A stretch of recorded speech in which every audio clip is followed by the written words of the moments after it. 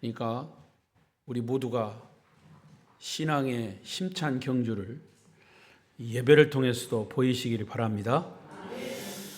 한 주간 평안하셨습니까? 자, 오늘도 예배 자리에 참여하신 여러분들을 환영하고 사랑하고 축복합니다. 옆 사람과 인사하십시다. 만나서 반갑습니다. 잘 오셨습니다. 은혜 많이 받으세요. 오늘도 영상으로 예배하시는 분 계시면 주의 은혜가 그곳에서 말씀으로 함께 하시기를 바랍니다. 주일 낮예배는 창세기서를 계속 설교하고 있습니다. 저는 금년 1월 달부터 첫 주부터 창세기 1장을 천지창조부터 이 서론을 잘 들으셔야 돼요. 천지창조부터 하나님이 천지를 창조하셨고, 그리고 아담과 이브를 창조하셨는데 거기서 에덴 동산에서 타락했죠. 그리고 하나님이 타락한 인간을 다시 구원하시기 위해서 창세기 3장 15절에 다시 인간을 회복하시겠다고 라는 구원을 계획하셨습니다. 그리고 노아 홍수, 죄 많은 인간의 그런 것을 보다 못해서 홍수로 그동안의 죄가 관영한 그 사람들을 다 멸하시고 다시 노아에서부터 시작을 하셨죠. 그리고서 이제 창세기 12장에 아브라함을 부르시고, 아브라함의 부르심은 이스라엘 민족을 형성하고 나라로 만드시고, 그리고 그 민족을 유대인을 통해서 선택하시고 그들을 통해서 인류 역사를 이끌어 가시고 하나님의 섭리를 우리에게 보여주셨습니다. 그리고 하나님이 아브라함을 선택하셔서 이스라엘을 나라로 민족으로 이끄시는 중요한 핵심은 그 유대인을 통해서 인류를 구원하기 위한 메시아 탄생이 가장 핵심입니다. 그래서 성경은 인류를 구원하기 위한 구속사임을 지속적으로 말씀하고 있습니다. 성경을 부분적으로 보지 말고 성경을 전체로 봐야 합니다. 그래서 여러분 설교를 들을 때도 물론 주제 설교도 있지만 저는 성경 전체를 주로 우리 성도들이 이해하고, 그것이 남의 얘기가 아니고 성경에 기록된 것으로 끝난 게 아니고 바로 나와 관계된 이야기다라고 말씀을 듣고 말씀을 보아야 그게 은혜가 되지요. 그래서 저는 그런 각도에서 말씀을 전하고 있습니다. 그래서 이제 오늘 우리가 이 창세기 25장 아브라함의 죽음에 대한 이야기를 이제 우리가 할 텐데, 사실 1장부터 25장까지 그리고 26장부터 50장까지 딱 반에 왔어요. 반.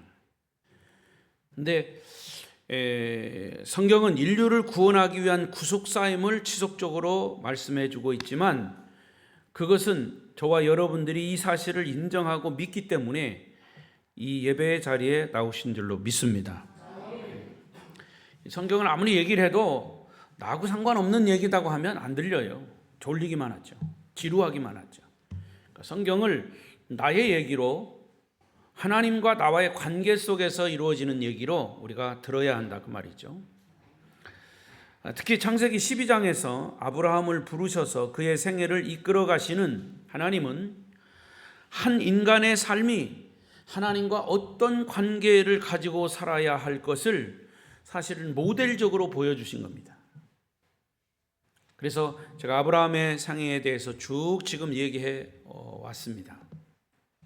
그리고 이제 앞으로 25장 중후반절로 가면 아브라함의 아들 이삭의 이야기, 이삭의 쌍둥이 야곱과 에서의 이야기, 그리고 요셉의 이야기까지 쭉 이어집니다. 이게 창세기 전체. 창세기 전체 이야기는 인류의 역사에, 하나님이 주관하는 인류 역사의 이야기다, 축소판이다, 이렇게 말해도 틀린 얘기는 아닙니다. 성경을 그런 각도로 봐야 되죠. 그러니까 결국에는 믿음을 가지고 사는 우리들의 이야기다, 이렇게 보셔야 합니다. 그래서 여러분은 창세기 설교를 들으시면서 저 얘기는 나의 얘기구나, 아브라함의 처한 형편이지만 저런 형편은 나에게도 있을 수 있고 그렇게 경험될 수 있다 라고 들으시면 더 은혜가 될 줄로 믿습니다. 그래서 오늘은 아브라함의 마지막 죽음을 묵상하면서 같이 은혜를 나누고자 합니다. 오늘 말씀의 주제는 이것입니다. 시작. 뒷모습이 아름다운 결산. 멋지게 표현했지만 죽음이에요. 죽음은, 우리의 죽음은 뒷모습이 아름다워야 된다. 자, 지난 주일에는 제가 아브라함의 며느리감을, 리브가 이삭의 부인 리브가를 며느리감을 얻는 과정에서 그리스도인 가정의 자녀들의 결혼 조건에 대한 말씀을 드렸다면, 결혼에 대한 얘기죠, 지난 주일에는. 그러면 오늘은 또 주제가 달라졌습니다. 믿음의 조상인 아브라함의 생애를 결산하는 죽음에 대한 말씀입니다. 죽음. 그러니까 아브라함의 죽음을 한마디로 요약하면 오늘 설교 제목입니다. 뒷모습이 아름다운 결산. 아브라함은 뒷모습이 아름다운 결산의 죽음을 한 겁니다. 히브리서 11장 13절에 보면 아브라함도 믿음을 따라 죽었다 그랬어요. 이 사람들은 이 구약의 많은 그 믿음의 조상들을 언급해 놨죠. 히브리서 11장은 믿음장. 그 사람들 다 언급해 놓고 이 사람들은 거기에 아브라함이 포함됩니다. 아브라함은 믿음을 따라 죽었다 그랬어요. 그러나 이 말씀보다 더 중요한 것은 아브라함이 믿음을 따라 죽었지만 아브라함이 살아생전에 하루하루를 믿음으로 살았다는 사실을 우리는 잊으면 안 됩니다. 그러니까 아브라함은 믿음으로 살다가 믿음으로 생을 마쳤다고 하는 사실이 중요합니다. 믿음으로 살다가, 따라하십시다. 믿음으로 살다가 믿음으로 마치자. 그래서 아브라함의 죽음이 그 뒷모습이 아름다운 모습이 된 것이죠. 그는 평생을 살면서 죽음을 준비한 삶을 살았습니다. 제가 몇 번씩 강조하지만 여러분, 우리가 열심히 살고 건강하게 살고 또 병 없이 살고 열심히 사는 것은 결과적으로는 잘 죽기 위해서. 기분 나빠요? 우리가 열심히 사는 것은 잘 죽기 위해서요. 열심히 먹고 열심히 건강하고 이거 한 것도 나중에 결과적으로는 잘 죽기 위해서요. 제가 말씀드렸잖아요. 한때는 웰빙, 어떻게 하면 잘 사냐, 잘 사는 방법이 뭐냐, 음식도 이거 먹고 저거 먹고 어떻게 하고 운동 어떻게 하고, 웰빙.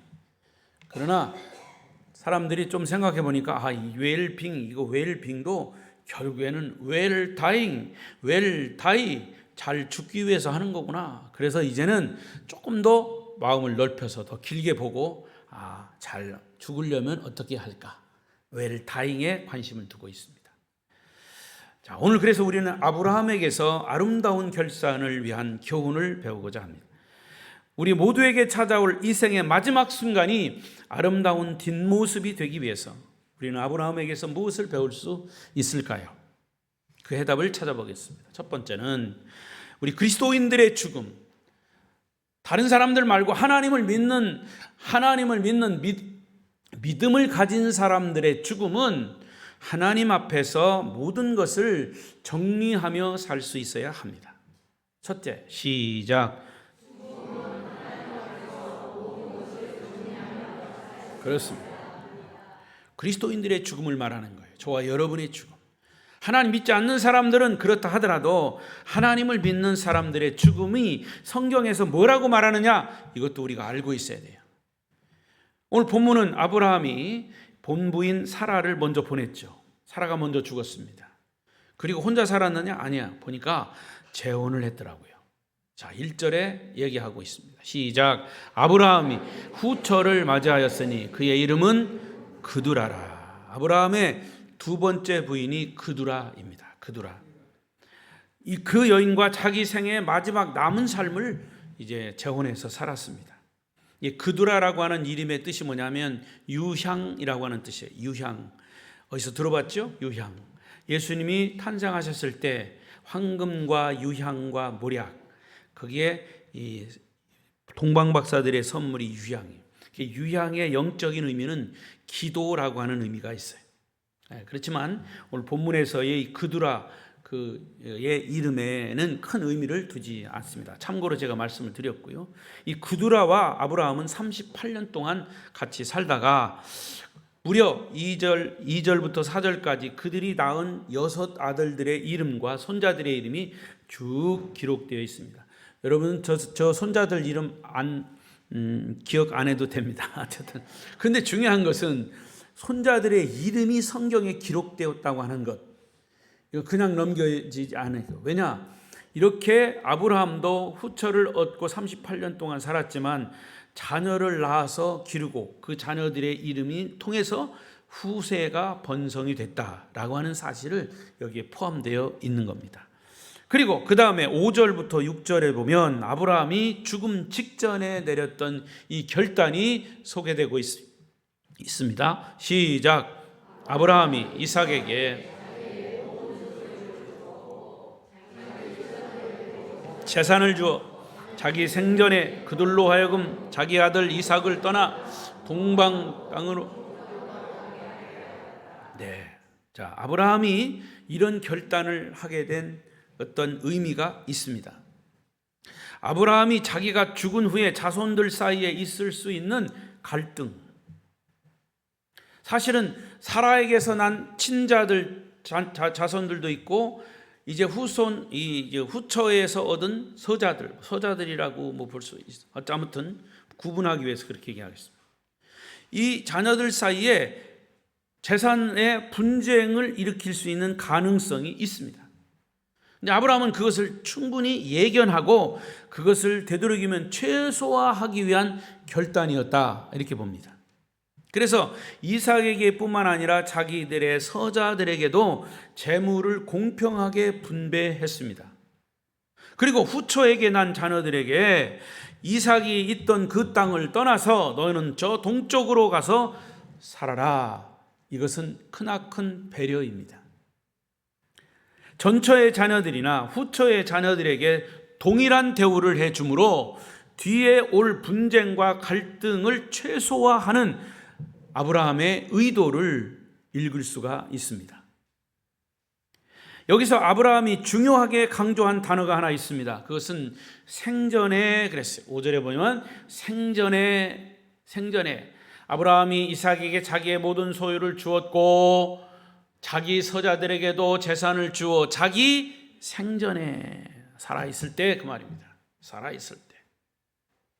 따라하십시다. 살아있을 때 잘하자. 살아있을 때 잘해야 돼.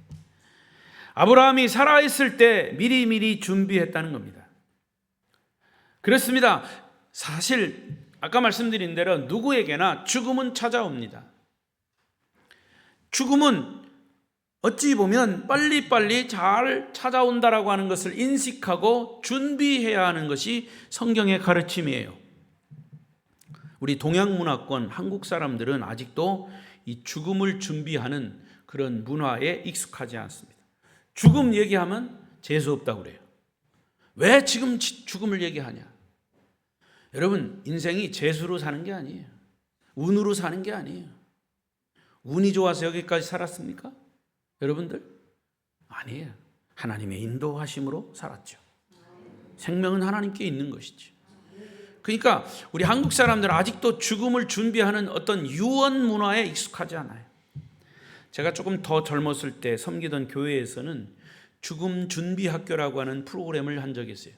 결혼 준비 학교, 결혼을 젊은 청년들이 어떻게 준비할까? 결혼 준비 학교도 했고요. 죽음을 어떻게 준비할까? 죽음 준비 학교. 약 2주간 동안 교재를 가지고 공부하는데 그 기간 동안은 유언장도 써봐요. 내가 앞으로 죽으면 어떻게 할까? 어떤 유언을 남길까? 근데 또 관을 만들어가지고 실제로 땅땅땅 실제로 관을 딱 만들어가지고 그 관 속에도 들어가요. 관 속에 들어가서 관을 딱 닫아보니까요. 저도 해봤어요. 예, 별로 심각하지 않은 모양인데 저는 심각합니다.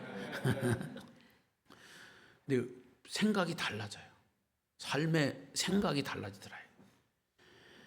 숨 쉬는 사람이 관 속에 들어가서 가만히 한 30초 동안 있어 보니까 오래도 못 있어. 그리고 영정사진도 찍어 놓기도 하고 굉장히 그게 의미 있는 시간이었어요. 근데 대부분의 성도들까지도 그걸 하면서도 왜 목사가 이런 것을 하나 이렇게 뭐 죽음에 대해서 별로 달갑게 생각하지 않는 그런 분들도 있어요. 동의하지 않는 것 같았어요. 아무튼 지금은 많은 사람들이 이 죽음에 대한 인식을 달리하고 있지만 아직도 죽음을 말하면 좋지 않은 반응을 합니다. 그러나 여러분, 성경은 죽음에 대한 말씀을 아주 자주 합니다. 아브라함도 죽었고요. 죽음에 대한 이야기. 이삭도 나중에 죽습니다. 죽음에 대한 이야기. 야곱 죽습니다. 죽음에 대한 얘기. 야곱은 더 길게 나와요. 요셉도 죽어요. 죽음에 대한 이야기. 이렇게 사람이 나올 때마다 죽음에 대한 얘기가 많이 나오는데 이게 그냥 죽었구나가 아니에요. 하나님을 믿는 사람들의 죽음이 어떤 죽음이어야 하는 것을 보여주는 거예요. 그래서 꼭 필요하다 그 말입니다. 죽음은 이 세상의 삶이 끝이 아니고 또 다른 영적 세상인 천국이 있고 지옥이 있고 그래서 이 땅에 살아있을 때 천국에 갈 준비를 잘 해야 한다고 성경은 가르치기 때문입니다. 아멘. 여러분, 유언은요 농담이 아니에요. 농담의 대상이 아니에요. 야, 나 죽으면 어떻게 할까? 그런 것도 사실은 심각하게 자녀들이 있을 때 정신이 말짱할 때 그런 이야기를 잘 성경적으로 해야 됩니다. 유언은 우리 인생의 결산의 순간이기 때문이죠. 우리 인생의 아름다운 뒷모습이 되기 위해서 여러분 죽음을 잘 준비할 수 있기를 바랍니다.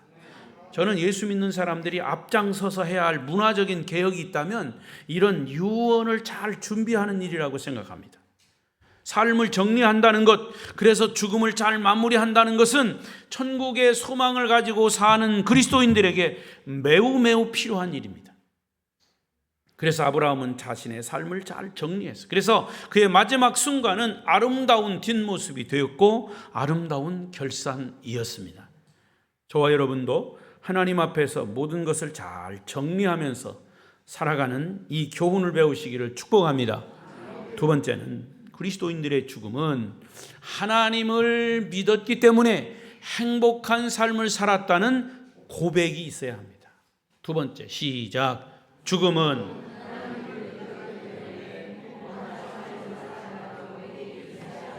자, 여러분은 삶의 아름다운 팔자취를 남기고 싶습니까? 그렇다면 하나님 끝까지 잘 믿어야 돼요. 삐죽빼죽하지 말고 이렇게 저렇다 올라갔다 내려왔다 하지 말고 하나님을 끝까지 믿음을 지켜 끝까지 승리하시길 바랍니다. 세계적인 화가 레오나르도 다빈치가 남긴 말 중에 잘 보낸 하루가 편안한 잠을 가져다 주듯이 잘 보낸 일생이 편안한 죽음을 가져온다. 아멘. 우리가 하루를 기분 좋게 지내고 나면 그날 잠자리에 들 때 잠이 얼마나 달콤하고 기분 좋은지 몰라요. 그러나 불안하고 초조하고 고통스러운 하루를 보내면 그날 잠자리도 불안하고 잠도 잘 오지 않아요. 어젯밤에 뭐 때문에 잠을 못 주무셨는지 오늘 예배 시간에 그렇게 주무십니까? 이제는 깨실 때도 되었습니다. 아브라함의 인생은 특히 그의 석양역 인생은 아주 아름다운 모습이었습니다. 아브라함의 마지막 순간을 성경은 뭐라고 얘기합니까? 7절 보십시다. 7절 아브라함의 향년이 175세라. 와. 아브라함이 하나님의 부르심을 받아 약속의 땅 가나안 땅 젖과 꿀이 흐르는 땅을 향해서 출발하는 때가 언제냐? 몇 살이냐? 75세야. 그럼 몇 년을 더 살았어요? 100년을 더 살았어요. 그 100년을 살면서 하나님과 동행하는 삶을 살았다는 거죠. 그의 삶이 어떤 삶이었냐? 8절에 보면 아주 중요한 의미심장한 단어가 나와요. 읽어보겠습니다. 시작.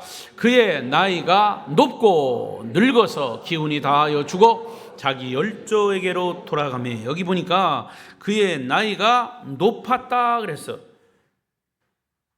한글 의미로는 잘 몰라요. 많이 살았다는 의미인가? 노았다. 그래서 제가 무슨 뜻인지 우리말로는 잘 이해가 안 돼서 영어 성경 번역서를 찾아보니까 만족하다, 충만하다라는 뜻으로 되어 있어요. 그의 나이가 높았다는 것은 그의 175세 동안 그의 삶은 만족한 삶을 살았다. 충만한 삶을 살았다. 그러면 만족한 삶을 살고 충만한 삶을 산 이유가 뭘까? 그는 하나님에 대한 믿음 때문에 그렇습니다. 아브라함은 자기가 원했던 것을 다 이루었기 때문에 만족한 게 아니에요. 나는 이런 소원도 있고 저런 소원도 있었는데 하나님이 그 소원을 다 이루었다, 그래서 나는 만족하다, 그런 의미가 아니고, 그는 힘들고 어려운 그런 모든 삶의 과정이 있었지만 하나님을 믿었기 때문에 그는 만족하다. 하나님을 믿었기 때문에 그는 충만하다. 하나님을 믿었기 때문에 행복하다. 할렐루야. 그래서 그런 표현을 한 거죠.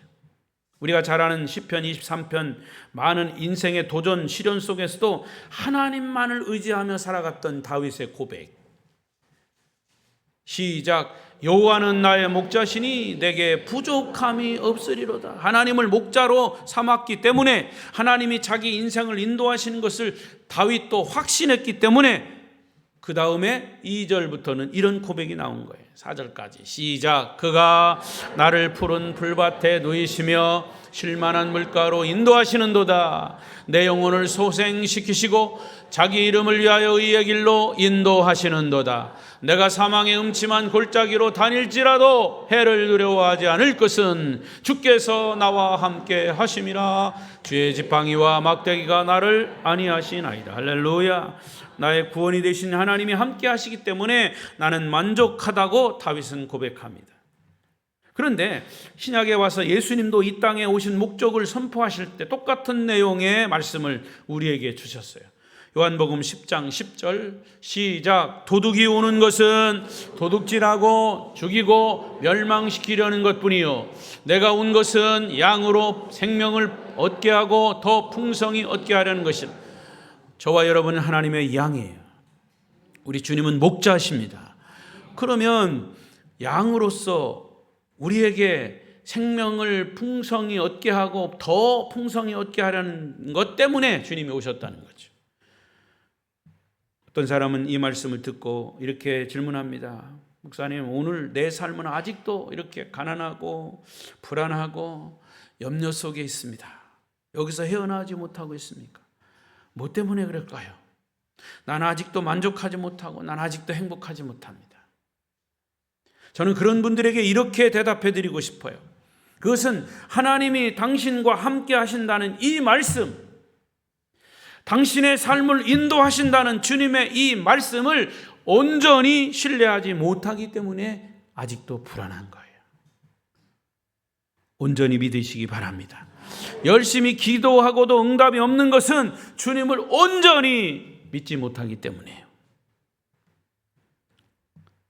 이런 이야기가 있습니다. 어떤 열심히 있는 성도님이 아마 예배 시간에 그렇게 졸다가 꿈을 꾼 건 아닌 것 같아. 근데 아무튼 성도님이 자다가 꿈을 꿨어요. 고속도로를 달리고 있는 꿈인데 차를 타고 막 고속도로를 열심히 달리다 보니까 전에 보이지 않던 휴게소가 하나 있더라는 거예요. 그런데 그 휴게소의 앞에는 예수 믿는 사람들만 들어가는 휴게소라고 써 있더래요. 자기도 예수 믿으니까 호기심에서 성도이 차를 몰고 그 휴게소로 들어갔어요.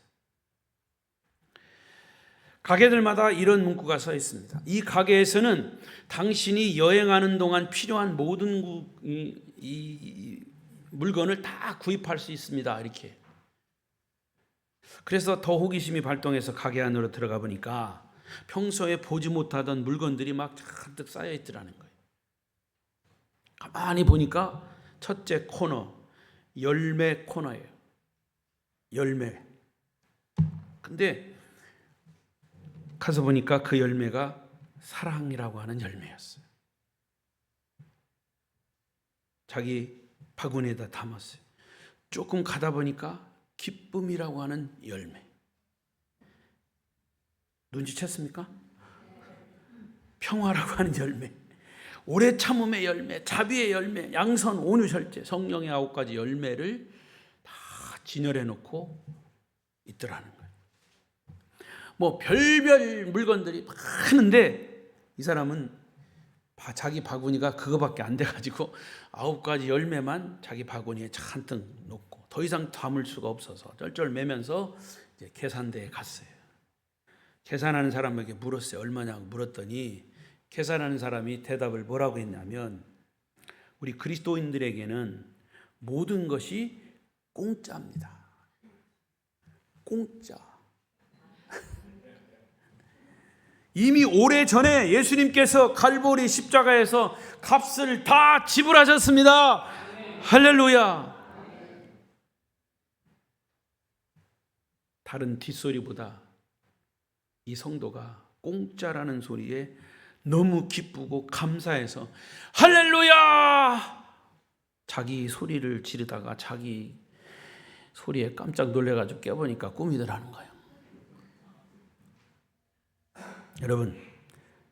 여러분도 하나님이 우리의 삶의 모든 것을 선물로 주셨다고 믿으십니까?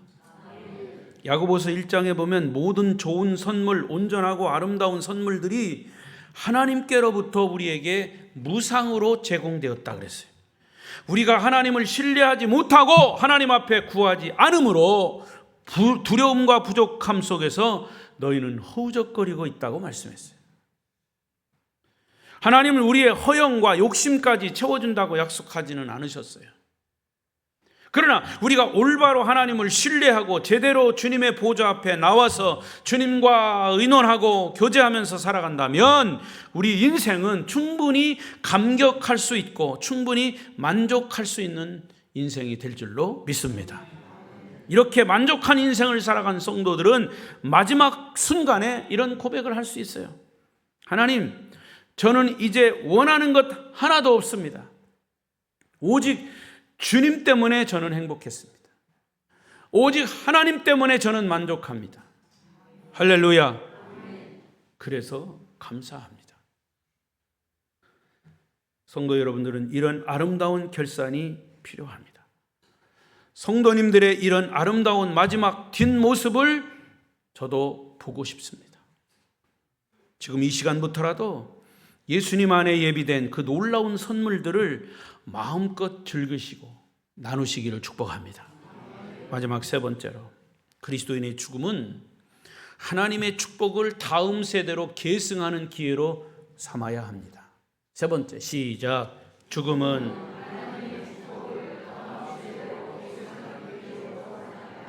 이것이 아브라함의 죽음에서 배울 수 있는 세 번째 메시지입니다. 한 사람의 인생에 대한 진정한 평가는 언제 내려질까요? 대부분이 그가 죽은 다음에 내려집니다. 아유, 그 인간 고생하더니 잘 죽었네, 이런 사람도 있고요. 아이고, 그 사람 너무 안타깝다, 너무 아깝다, 이렇게 얘기하는 사람도 있어요. 이게 다 죽음에 대한 그 사람의 평가예요. 그 사람이 평소에 어떻게 살았느냐에 대한 평가예요. 하나님이 인정할 수 있는 삶을 살았느냐 하는 것은 중요한 평가 기준의 하나입니다. 그가 예수 믿고 살아오는 동안 내 삶이 다른 사람들에게 얼마나 영향력을 주었고 얼마나 축복이 될 수 있었는가라고 하는 점이에요. 나 때문에 우리 가정이, 나 때문에 우리의 교회가, 나 때문에 우리의 민족이 얼마나 큰 축복을 경험하고 누릴 수 있었느냐 하는 것이죠. 목사님, 나 때문에 무슨 나라까지 갑니까? 나라까지 안 가더라도 나 때문에 우리 가족이, 나 때문에 내가 살고 있는 내 지인들 주변에서 어떤 은혜와 어떤 축복을 나눴느냐, 어떤 불필요한 잘못된 영향을 끼쳤느냐. 저와 여러분은 이 세상을 떠날 때 어떤 축복을 남기게 될까요? 하나님이 아브라함을 선택하시고 구원하신 이유가 무엇이었죠? 창세기 12장 2절에서 하나님이 아브라함을 부르시면서 이렇게 말했어요. 시작. 내가 너로 큰 민족을 이루고 내게 복을 주어 내 이름을 창대하게 하리니 너는 복이 될지라. 구성경에 보면 너는 복의 근원이 될지라. 저는 그 말씀 표현이 더 정확하다고 봅니다. 아브라함은 축복의 통로가 된다는 말이에요. 하나님이 우리를 먼저 구원하시고 우리를 먼저 축복하시는 이유는 나 혼자 구원받고 천국 가라는 것이 아닙니다. 다른 사람들에게 복음의 통로가 되라는 얘기입니다. 그러면 아브라함은 축복의 통로가 되었는가? 오늘 본문은 그 부분을 다음과 같이 설명합니다. 25장 11절 시작. 아브라함이 죽은 후에 하나님이 그의 아들 이삭에게 복을 주셨고 이삭은 브엘라헤로이 근처에 거주하였더라. 축복의 통로로서 아브라함의 역할은 자기 아들 이삭에게 축복을 계승하는 것입니다. 여러분, 구원의 은혜와 축복은 우리에 대해서 끝나면 안 돼요. 우리 자녀들에게 이어져야 합니다. 그래서 다음 세대가 더 나은 세상에서 하나님을 섬기고 하나님을 예배할 수 있어야 합니다. 이것이 바로 인류가 살아온 역사입니다. 지금 이 시간 우리가 이 자리에서 하나님께 예배를 드리는 것도 우리 조상들의 믿음이 이어져 왔기 때문입니다. 그래서 구약에서 하나님은 뭐라고 자주 언급하십니까? 나는 아브라함의 하나님이요 이삭의 하나님이요 야곱의 하나님이다. 굳이 왜 이렇게 얘기할까요? 그거는 아브라함 때부터 계속 신앙이 이어져 왔다는 것을 언급하시는 거예요. 신앙의 유업을 이어가라는 뜻이 여기 깊이 포함되어 있습니다. 믿음은 자손에게 물려져야 합니다. 할렐루야. 헝가리의 세계적인 피아니스트 중에 엔돌 폴테스라고 하는 사람이 있습니다. 엔돌 폴테스. 그가 어릴 때 피아니스트였을 때 한참 명성을 날리는 그 당시 에밀 본 사우러라고 하는 선생님에게 가르침을 받기 위해서 헝가리의 서울인 부다페스트로 갔습니다. 그때 이 에밀 사우어 선생님이 어린 폴테스에게 피아노를 배우러 온 이 폴테스에게 베토벤이 작곡한 피아노곡 하나를 주면서 이것을 연주해봐라 그랬어요. 어린 폴테스가 열심히 피아노를 연주했습니다. 그때 에밀 바우어 선생님은 어린 소년 폴테스 곁에 가까이 다가와서 그 어린이 앞에 무릎을 꿇고 그리고 그의 이마에 키스를 했습니다. 그리고 선생님이 말씀하시기를 내 아들아 내가 너에게 한 오늘 이 키스의 의미를 잊지 않았으면 좋겠다. 나는 내가 가장 존경하는 선생님 프란츠 리스트에게 가르침을 받기 위해 왔을 때 그분이 똑같이 나에게 이 연주 베토벤 연주곡을 주면서 연주를 하라고 한 이후에 내가 너에게 한 것처럼 똑같이 키스 이마에 키스를 해 주었단다. 그러면서 이 축복의 키스를 잊지 말라고 하신 겁니다. 그리고 너와 같이 피아노에 재능이 있는 다른 사람에게 키스하면서 축복이 이어졌으면 좋겠다라고 하는 말씀을 하셨다. 나의 선생님. 근데 또 한 가지 나를 가르친 선생님도 나에게 이런 얘기를 해주셨어요. 프란츠 리스트도 네가 방금 연주했던 베토벤을 직접 만나서 이런 키스를 받았다고 합니다. 자, 올라가다 보니까 베토벤이 직접 작곡한 것을 프란츠 리스트에게 그 곡을 주면서 똑같이 키스를 했다는 거죠. 그게 벌써 계속해서 이렇게 이어져 내려온 겁니다. 저는 이 글을 읽고 굉장히 소름이 돋았어요. 세계적인 작곡가 베토벤의 뒤를 이어가는 세계적인 작곡가들이 그렇게 탄생되어서 축복을 이어가는구나, 달란트를 이어가는구나 라고 생각하니까 너무 감동이 됐어요. 자, 곧 이것이 꼭 피아노만이 아닙니다. 아니, 피아노보다도 더 위대한 우리의 신앙, 구원의 은혜가 우리 선조로부터 이어 내려왔다면 이것이 우리 후손들에게 지속적으로 이어가는 것은 당연한 것입니다.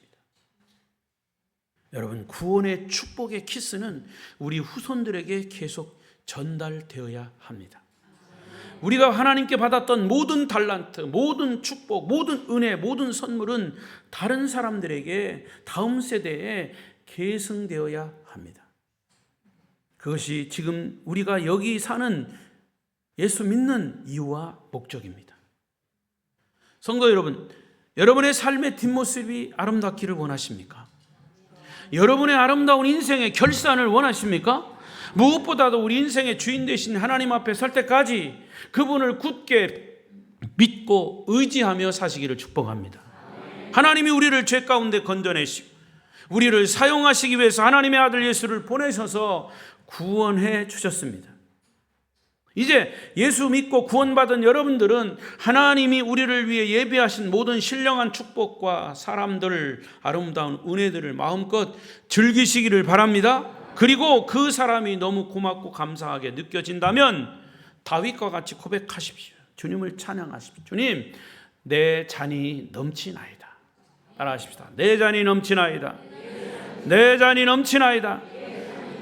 그런데 여러분이 그 잔이 넘치거든 그 잔을 다른 사람들에게 더불어 나누시라 그 말이에요. 이런 삶의 풍요와 은혜의 풍성함을 알지 못하는 사랑하는 이웃들에게 그 축복의, 구원의 축복의 잔을 나누셔야 합니다.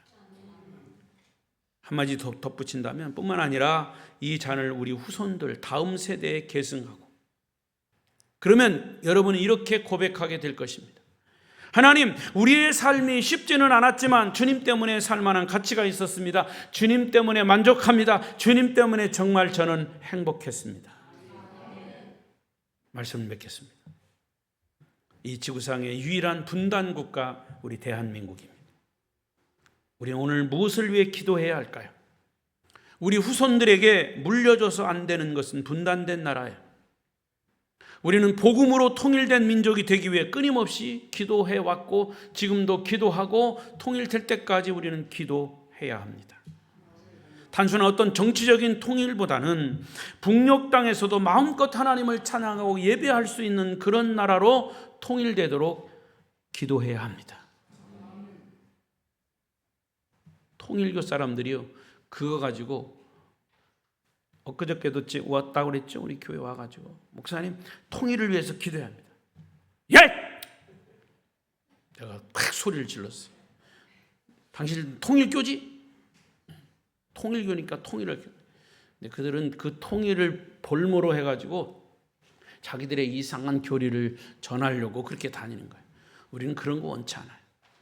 우리는 벌써 기독교가 생길 때부터 우리 대한민국에 사는 기독교인들은 아예 애초부터 6.25 이후에 지금까지 복음으로 통일되기를 위해서 계속 기도해 왔어요. 할렐루야. 건전한 통일이에요. 단순한 정치적인 통일보다 북녘 땅에서도 마음껏 하나님을 찬양하고 예배할 수 있는 나라로 통일되도록 기도해라 그 말이에요. 우리 다음 세대에 함께 하나님을 찬양하고 예수 그리스도의 이름을 높여 드리고 복음 때문에 더욱 아름다운 나라를 다음 세대에 물려줘야 한다는 말씀이죠. 성도 여러분, 저와 여러분의 인생이 예수 믿고 구원받은 것 때문에 이웃들에게 얼마나 축복이 되고 있습니까? 우리는 우리의 생각보다 빨리 우리의 삶을 결산하는 그 순간이 더 빨리 찾아올지도 몰라요. 하지만 하나님이 언제라도 우리를 천국으로 부르신다면 우리 인생이 아름다운 결산이 되도록, 아름다운 뒷모습이 되도록 준비해야 합니다. 여러분의 인생 삶의 뒷모습이 아름다운 결산이 되기를 축복합니다. 축복합니다. 기도하십시다. 통성으로 기도하겠습니다.